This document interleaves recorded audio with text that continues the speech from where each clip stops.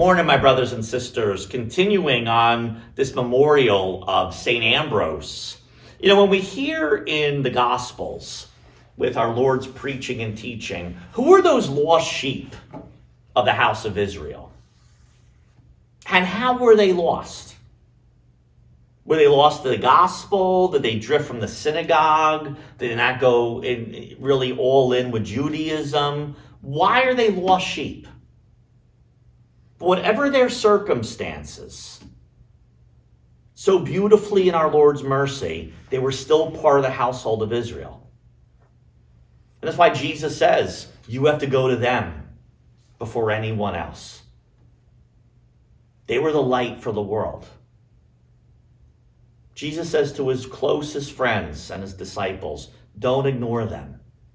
Go to them first. And just like whom we honor today, the Bishop St. Ambrose, the gospel calls us to look after the lost sheep of the household of Christ. And that's why this Advent season sort of stops us right now, right in our path in these earliest days, because there are many beautiful, strong, creative, and vibrant efforts at evangelization. There's so many programs out there, so many workbooks, so many workshops. But we cannot forget our own lost sheep. We all know people who have distanced themselves from the Lord, from the faith. And the reasons are all over the place. And yet,